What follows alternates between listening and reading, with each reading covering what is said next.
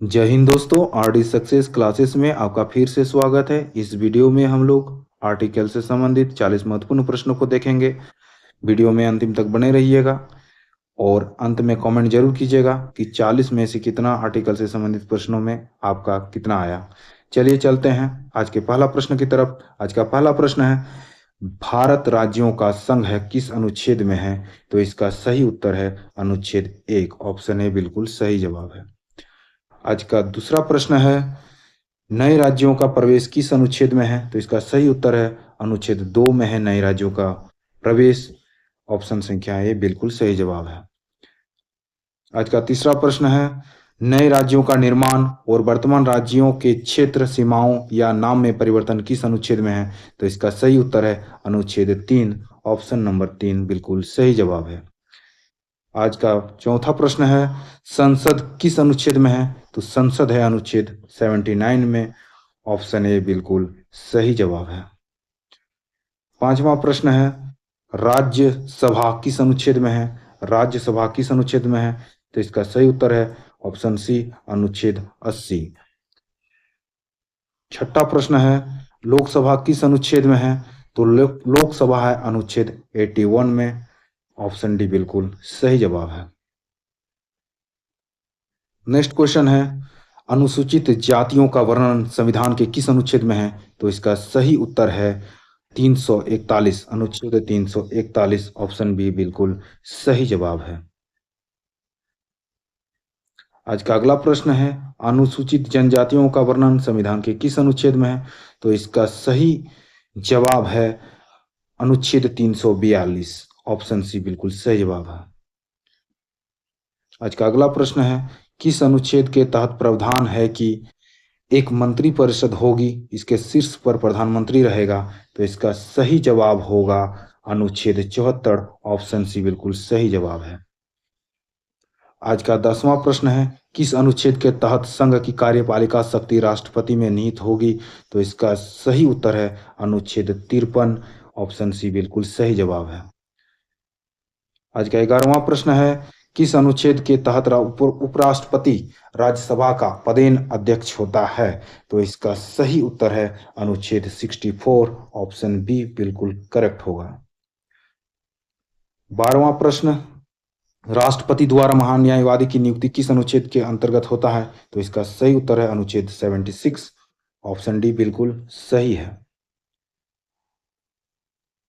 13वां प्रश्न है, राष्ट्रपति द्वारा संसद को संबोधित करने तथा संदेश भेजने के अधिकार किस अनुच्छेद में है? तो इसका सही उत्तर होगा अनुच्छेद 86। ऑप्शन बी बिल्कुल सही जवाब है। अगला प्रश्न, राज्यसभा के सभापति एवं उपसभापति किस अनुच्छेद में है? तो इसका सही उत्तर होगा 89। ऑप्शन सी बिल्कुल सही जवाब है।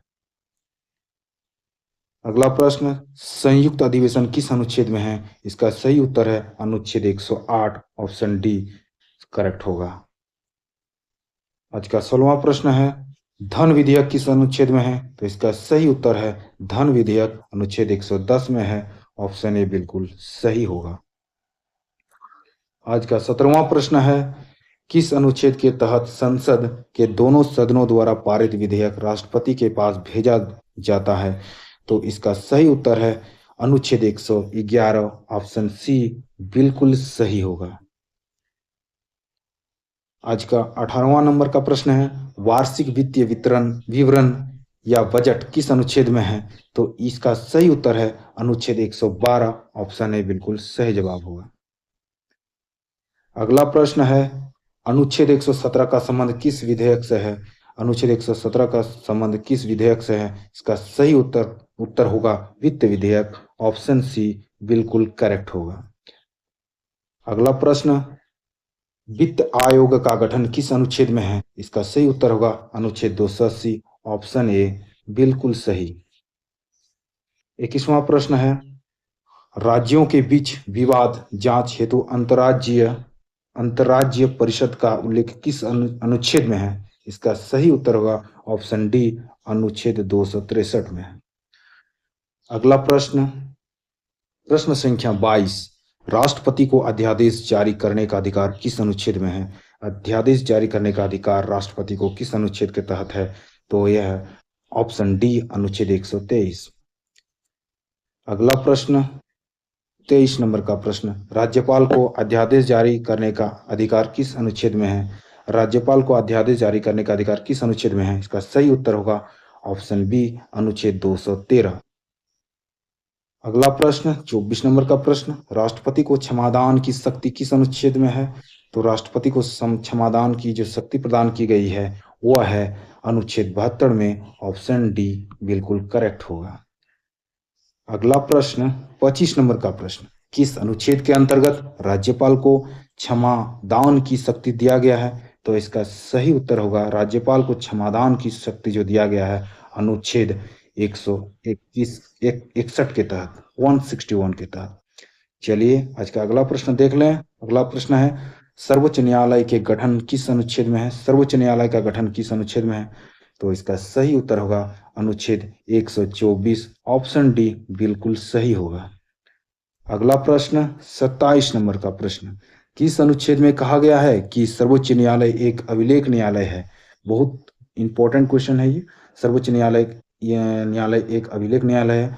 इसका सही उत्तर होगा ऑप्शन सी, अनुच्छेद 129।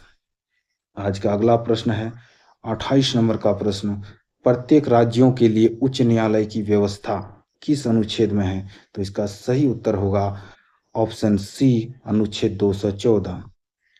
आज का 29 नंबर का प्रश्न देख लें। 29 नंबर का प्रश्न है, केंद्र शासित प्रदेशों का प्रशासन राष्ट्रपति द्वारा होगा, किस अनुच्छेद में ऐसा प्रावधान है? तो ऐसा प्रावधान है आपका अनुच्छेद 239 में, option D will be the correct answer.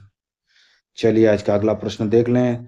30 number का प्रश्न, संचित निधि किस अनुच्छेद में है? संचित निधि किस अनुच्छेद में है? इसका सही उत्तर है ऑप्शन बी, अनुच्छेद 266। आज का अगला प्रश्न, आकस्मिक निधि किस अनुच्छेद में है? आकस्मिक निधि किस अनुच्छेद में है? इसका सही उत्तर होगा ऑप्शन सी, अनुच्छेद 267। नेक्स्ट प्रश्न 32, राज्यसभा द्वारा नई अखिल भारतीय सेवाओं की स्थापना किस अनुच्छेद के तहत की जाती है? इसका सही उत्तर हो जाएगा ऑप्शन डी, अनुच्छेद 312। और एक महत्वपूर्ण प्रश्न, प्रश्न संख्या 33, सार्वभौमिक वयस्क मताधिकार किस अनुच्छेद में है? तो इसका सही उत्तर हो जाएगा ऑप्शन सी, अनुच्छेद 326। 34 नंबर का प्रश्न देख लें, चुनाव आयोग किस अनुच्छेद में है? चुनाव आयोग किस अनुच्छेद में है? इसका सही उत्तर होगा ऑप्शन डी, अनुच्छेद 324।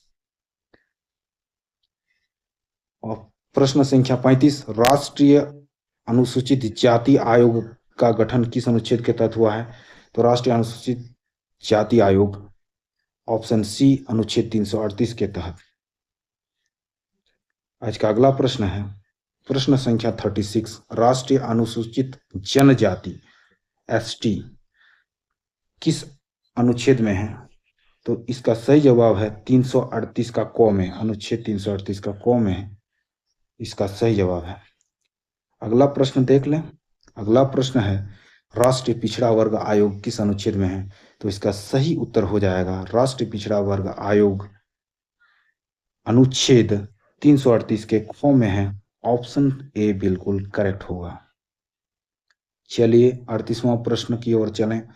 38वां प्रश्न है, भारत के महान्यायवादी किस अनुच्छेद में है? महान्यायवादी किस अनुच्छेद में है जिसकी नियुक्ति राष्ट्रपति द्वारा की जाती है? यह है ऑप्शन सी, अनुच्छेद 76 में। आज का 39वां प्रश्न है, भारत के नियंत्रक एवं महालेखा परीक्षक किस अनुच्छेद में? नियंत्रक एवं महालेखा परीक्षक कैग, तो यह है आपका अनुच्छेद 148 में, 148 में, ऑप्शन डी बिल्कुल करेक्ट होगा। आज का अंतिम प्रश्न, प्राण एवं दैहिक स्वतंत्रता किस अनुच्छेद में है? प्राण एवं दैहिक स्वतंत्रता किस अनुच्छेद में है? तो यह है आपका अनुच्छेद 21 में, ऑप्शन डी बिल्कुल सही जवाब है। यह था आपका 40 महत्वपूर्ण प्रश्न अनुच्छेद से, और एक सेट बनेगा जिसमें 40 प्रश्न हम लोग और देखेंगे जो आने वाले परीक्षाओं के लिए काफी महत्वपूर्ण है। यदि वीडियो अच्छा लगे तो प्लीज़ एक लाइक कर दीजिएगा, वीडियो को एक शेयर कर दीजिएगा और प्लीज़ शेयर ज़रूर कर दीजिएगा एवं सब्सक्राइब कर दीजिएगा। Thank you.